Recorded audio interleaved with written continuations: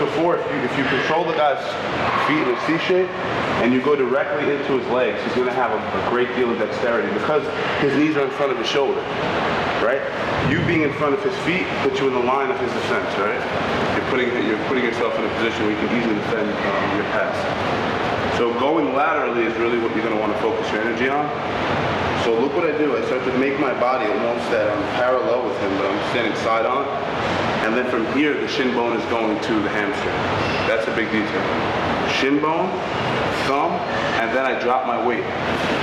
Here, controlling the leg. Now my left knee slides to the mat, creating a staple effect. Now from this position, he's going to be pushing me away inevitably. As I pummel my hand in, I can't stay here. I have to watch the, yeah, he's just going to re-pummel his arm, exactly. See how he works his arm back to the inside and creates that space? So as you pummel your arm in, I want to see you guys start to turn your chest down, and I watch my feet. I unhinge my right foot like this. Just like this. Now my left foot is going to be able to unlock, and then if I need to, I can use my foot or my knee to start to drive his hips to the far side. You see that, fellas? I pull my arm out, but I have to get the knee going to the far side. I watched you before when I was getting Larry set up on the camera. You guys stopped here, which triangle maybe, but not even that. It's just his hips are in more of a position to retain guard. He's 50% there from getting his bottom leg back inside. We can hedge against that by driving his knees to the far side, meaning here, okay? In this position, it's easy to unhinge your arm and lock up the side control position. So one last time on that as a review, and then we'll drill that for maybe literally 1 minute. I'm C-shaping on the feet, and I'm driving my partner's knees towards his chest. Creating an angle, I slide my knee behind my partner's hamstring and focus on getting my thumb right in the crook of the knee. From here, I drop my chest, hook on the leg, and start to bring my left knee to the ground, hitting his bottom leg to the mat. As he starts to frame on my shoulder, I'm going to extend my left arm to the center and close the gap with my chest. As I lock on this tight position, I simply unhinge my right foot over his shin bone and unlatch my inside leg, putting me in a position to get a very seamless pass. Driving his knee to the far side, I can pull my arm out and lock up the side control position. All right, let's get that on 3, everybody. 1, 2, 3. In the event that I'm passing a Ruben's guard, sometimes getting past his frames is very difficult, meaning you do everything right. With your hand positioning, C-shape, the lateral movement, hitting with the shin, thumb positioning, head positioning, leg control, staple. Even so, he's so strong in his frames that you're not able to get past his 2 arms in order to pin the head. So what am I going to do? As soon as I sense this, I'm going to start to work my hand towards his shoulder. Now, if he's a bigger person, I'm going to give you another solution. You can lock on the hip. The hip works just as well. Okay, if you're long like myself, you can kind of always, grabbing the shoulders is going to be way better. Hip works just fine. So I'll show you the hip basics because I think most of you guys are going to relate to this a little better. I'm going to start to pop my head forward, grab his foot, and drive his heel to my top hip, to my left hip.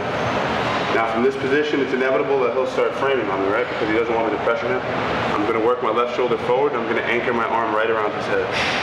From here, I'm going to paste my hand on the mat and start to slide my right knee, so you're going to stay on your side. I'm going to start to slide my right knee behind his lower lumbar and use it to slide his hip forward. See this? Getting his hip away from me.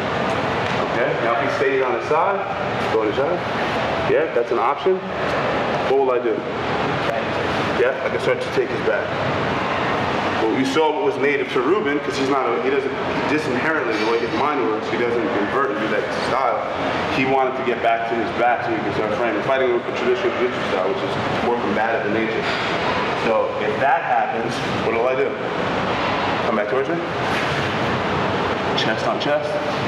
Lock up the far side underhook and take the top control. So it all depends on his reaction from that point. Either way, the setup is the same. I'm controlling his feet, moving laterally, knee inside. I start to get my left knee to the ground. His frames are too strong for me to cope with, so I start to lock on the hip and drive my head up and my hips forward, locking my hand on the Achilles tendon and driving his leg towards my hip.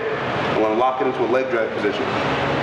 It's inevitable that he'll continue to frame here, right? Because he's not just going to let you control him. He needs to keep that space in hopes that he can start to reclaim his knee line, which essentially just means to get his knee back inside. He wants to get his knee back inside. So from here, I lock up onto the head, I post on the mat, and then just to the side, more inverted style.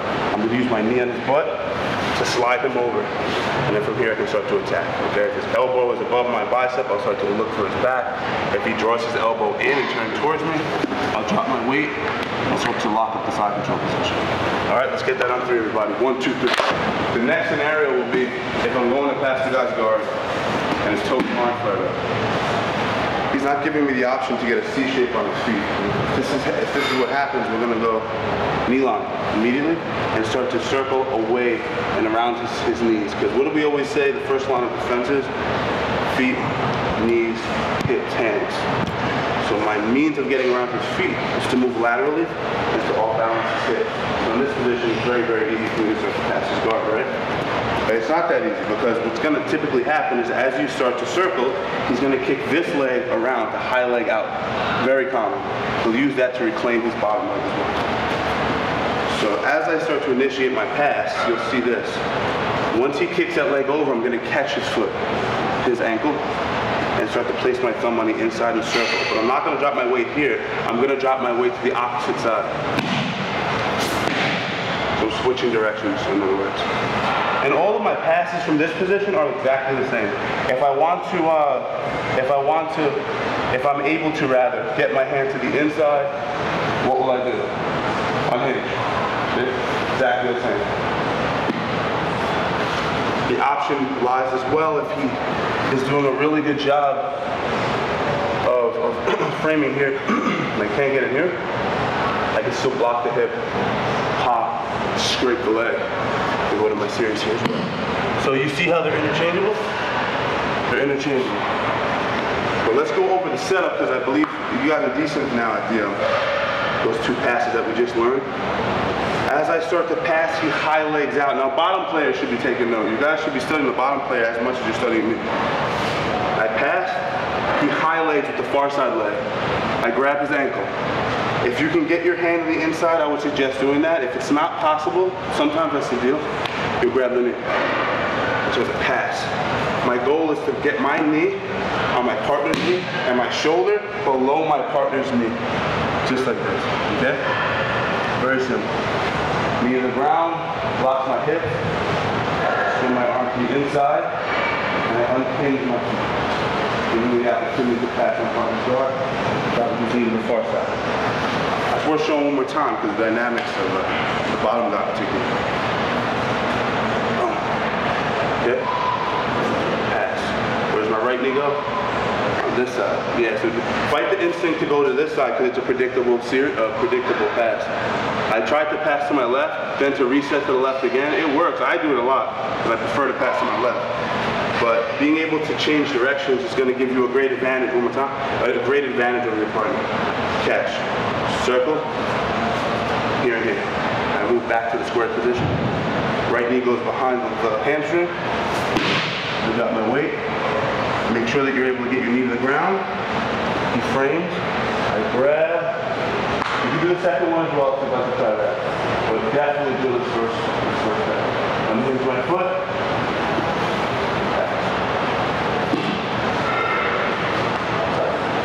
Let's give it a try on 3, everybody. 1, 2, 3.